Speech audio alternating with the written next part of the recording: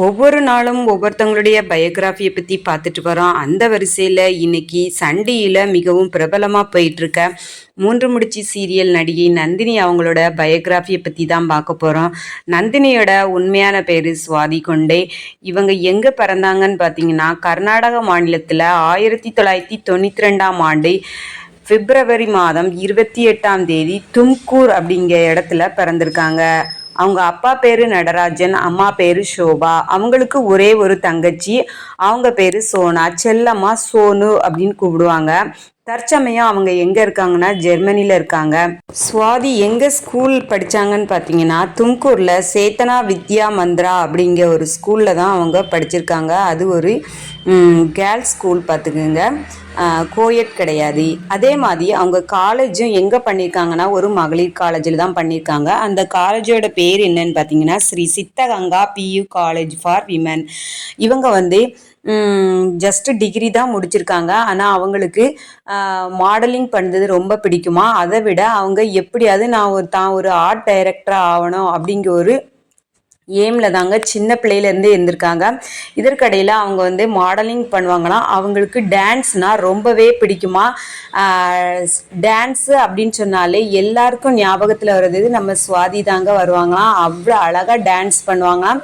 அவங்களுக்கு ரொம்பவே பிடிச்ச ஹாபி என்னன்னு பார்த்தீங்கன்னா அவங்க பெயிண்டிங் பண்ணுறது தானாங்க. நல்லாவே பெயிண்டிங் பண்ணுவாங்களாம். எந்த ஒரு பிரச்சனையையும் ஒரு வித்தியாசமான கோணத்துலேருந்து அணுகுவாங்களாம். நம்ம ஏதாவது ஒரு நெகட்டிவாவோ அல்லது பாசிட்டிவாவோ ஏதாவது அவங்கக்கிட்ட நம்ம சொன்னோம்னா அதுக்கு அவங்க எந்த ஒரு ரியாக்ஷனும் கொடுக்காம அவங்களுக்கு எது தேவையோ அதை மட்டும் எடுத்துக்கிட்டு அவங்க பாசிட்டிவான எண்ணத்திலே எப்போதும் இருப்பாங்களாங்க.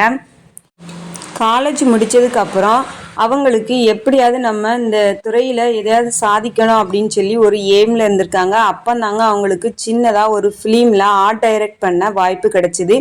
அவங்க அதை யூஸ் பண்ணிக்கிட்டாங்க. அந்த டைமில் அவங்களுக்கு பேக் கேமராவில் ஒர்க் பண்ணது தான் ரொம்ப பிடிச்சிருந்ததாங்க. ஆனால் சில பேர் சொன்ன கருத்துக்களை ஏற்றுக்கிட்டு அவங்க கேமராவில் முன்னாடி வந்து நடிக்க ஆரம்பிச்சிருக்காங்க. அப்படி நடிக்க வரும்போது தாங்க அவங்க திரைத்துலகத்துக்கும் சரி நாடகத்துறையிலும் சரி அவங்க வந்து தெரிய ஆரம்பித்தாங்க.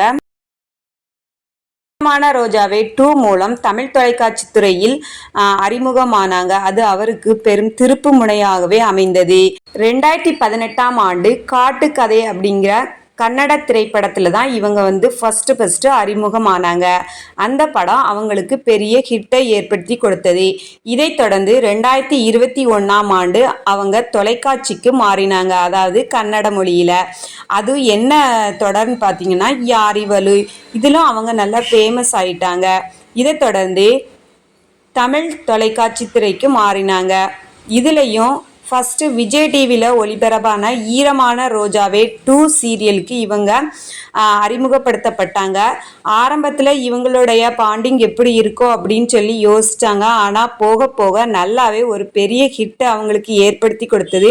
அதை தொடர்ந்து அவங்களுக்கு நிறைய சீரியலில் நடிக்கக்கூடிய வாய்ப்பு வந்து அதிகமாகவே கிடச்சிதுங்க. இப்போ தற்சமயம் அவங்க என்ன ரோல் பண்ணிகிட்ருக்காங்கன்னா சன் டிவியில் 3 முடிச்சு சீரியலில் சூர்யா நந்தினி அப்படிங்க ஒரு கேரக்டரில் அவங்க பண்ணிகிட்டு இருக்காங்க. சூர்யாவுக்கும் சரி நந்தினிக்கும் சரி நல்லாவே பாண்டிங் போயிட்டுருக்கு. அந்த கதையுமே நல்ல சூப்பராக அவங்க மூவ் பண்ணி கொண்டு போயிட்டு இருக்காங்க. சுவாதிக்கு தற்போதைய வயசு என்னன்னு பார்த்தீங்கன்னா 33 வயசு ஆகுதுங்க. அவங்க அப்பா வந்து இவங்களை சின்ன பிள்ளையிலேயே இவங்க வந்து ஒரு போலீஸ் அதிகாரியாக ஆகணும் அப்படின்னு சொல்லி ஆசைப்பட்டிருக்காங்க. ஆனால் அவங்களுக்கு அதில் ஆர்வம் இல்லை. இவங்களுக்கு எப்படியாவது ஆர்ட் டைரக்டராக ஆயிரணும் அப்படின்னு சொல்லி தான் இவங்களுடைய ஏம் இருந்தது.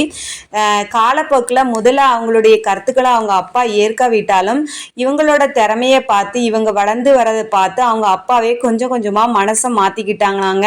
இவங்களுக்கு இந்த மாதிரி தொலைக்காட்சி துறையில் வளர்ந்து வரும்போது இவங்க அப்பா இவங்களுக்கு ஒரு கார் வந்து ப்ரெசன்ட் பண்ணியிருக்காங்க.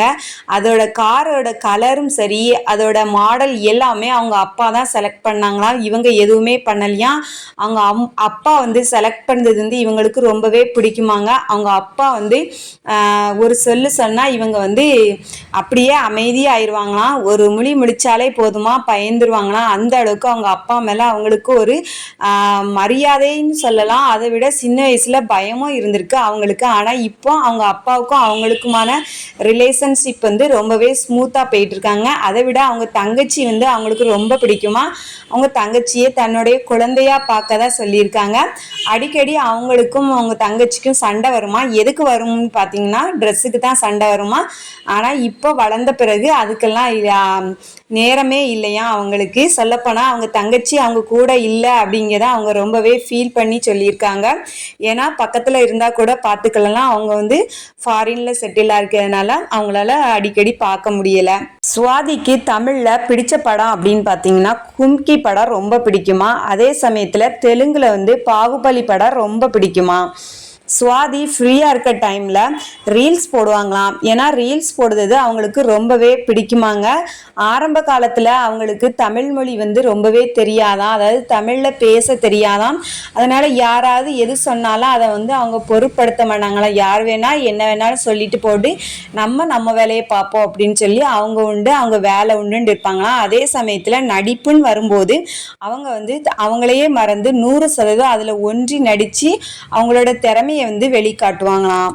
தற்சமயம் 2025 கணக்கெடுப்பின்படி சுவாதியோட உயரம் பார்த்தீங்கன்னா 5 அடி 5 அங்குலம் உயரமாங்க. அவங்களோட எடை பார்த்தீங்கன்னா 58 கிலோவாம். அவங்களுடைய மார்பளவு வந்து 32ஆங்க. அதே மாதிரி அவங்களுடைய இடுப்பளவு 28. இவங்களுக்கு இன்னும் திருமணம் ஆகலை. இவங்களோட சொத்தோட மதிப்பு பார்த்தீங்கன்னா 8 to 10 கோடி ரூபாய் இருக்கும் அப்படின்னு சொல்லி கணிச்சிருக்காங்க. இவங்க நடித்த திரைப்படங்களை பார்த்தீங்கன்னா ஃபர்ஸ்ட் அவங்க 2018 கட்டுக்கதை அப்படிங்கிற திரைப்படம் வந்து கன்னடத்தில் நடிச்சிருக்காங்க. அதை தொடர்ந்து 2018 வெண்ணிலா, இதுவும் ஒரு கன்னட திரைப்படம் தாங்க. அதுக்கடுத்து கமரட்டு, செக் போஸ்ட் இதெல்லாம் 2019 நடிச்சிருக்காங்க. அப்புறம் தமிழில் வந்து மெய்யழகன் படம் 2024 நடிச்சிருக்காங்க. மெய்யழகன் படத்தில் அரவிந்த் சாமி கூட தங்கச்சி கேரக்டரில் நடிச்சிருப்பாங்க. ரொம்பவே சூப்பராக இருக்கும். நல்லாவே அவங்களோட ஆக்டிங் ரொம்பவே சூப்பராக இருந்தது. அதுக்கப்புறம் அவங்க 2024 ஒரு மலையாள படமும் நடிச்சிருக்காங்க. அந்த படத்தோட பேர் என்னன்னு பார்த்தீங்கன்னா பாவி கேர் டேக்கர் அப்படிங்கிற ஒரு மலையாள படத்தில் வந்து அவங்க நடிச்சிருக்காங்க. சீரியலில் ஃபஸ்ட்டு இவங்க கன்னடத்தில் தான் நடிச்சிருக்காங்க. அந்த தொடரோட பேர் என்னன்னு பார்த்தீங்கன்னா யாரிவாளே. இதை தொடர்ந்து தமிழில் ஈரமான ரோஜாவே 2 அப்படிங்கிற தொடரில் நடிச்சிருக்காங்க. தற்சமயம் 3 முடிச்சு சீரியல், அதாவது 2024 இருந்து தமிழில் சன் டிவியில் ஒளிபரப்பாயிட்டு இருக்கு. ரொம்ப விறுவிறுப்பாக போயிட்டு இருக்கு சூர்யா நந்தினி கேரக்டர். இப்போ சூர்யா நந்தினி இவங்களோட பாண்டிங் சூப்பராக போயிட்டு இருக்கிறதுனால மக்கள் எல்லாருமே நீங்கள் 2 பேரும் மேரேஜ் பண்ணால் நல்லாயிருக்கும் அப்படின்னு சொல்லி நிறைய பொது இடங்களில் பேச ஆரம்பிச்சிருக்காங்க. அதுக்கு பதிலடி கொடுக்கும் விதமாக அவங்க, நான் சீரியல் பண்ணதை வச்சு நீங்கள் தப்பாக பேசக்கூடாது, சீரியல் வேற, உண்மையான ரியல் லைஃப் வேற, நாங்கள் வந்து சீரியலில் தான் நடிக்குமே தவிர எங்களுக்குள்ள எந்த விதமான ஒரு லவ்வோ அஃபெக்ஷனோ இல்லை, நாங்கள் ஜஸ்ட் ஃப்ரெண்டு தான் அப்படின்னு சொல்லி பதிலடி கொடுத்துருக்காங்க. இதை தவிர்த்து இவங்க வந்து ஃப்ரீயாக இருக்க டைமில் பெயிண்டிங் பண்ணுவாங்களாம். அப்புறம் நல்ல ரீல்ஸ் பண்ணுவாங்களாம். இவங்களுக்கு சாப்பிடுறதுன்னா ரொம்பவே பிடிக்குமா. அதிலும் பிரியாணி ரொம்பவே பிடிக்குமா. ரீல்ஸ் போடுறதும் இன்ஸ்டாகிராம்லேயும் சரி ஃபேஸ்புக்லேயும் சரி அவங்க வந்து நல்லாவே ரீல்ஸ் போட்டுக்கிட்டு இருக்காங்க. ரொம்ப ட்ரெண்ட் ஆகிட்டு இருக்காங்க. நந்தினியை பிடிக்காதவங்க யாருமே இருக்க மாட்டாங்க. நந்தினிக்குன்னே ஒரு தனி ரசிகர் கூட்டம் இருக்குது. எல்லாருக்கும் சுவாதியே தெரியுதோ என்னமோ நந்தினி சூர்யானா ரொம்பவே தெரியும். எல்லார் மனதிலையும் ரொம்பவே இடம் பிடிச்சிருக்காங்க. இந்த மாதிரி நிறைய பயோகிராஃபியை தெரிஞ்சுக்கிடணும் நம்மளோட சேனலை சப்ஸ்கிரைப் பண்ணுங்க, மறக்காம கமெண்ட் பண்ணுங்க.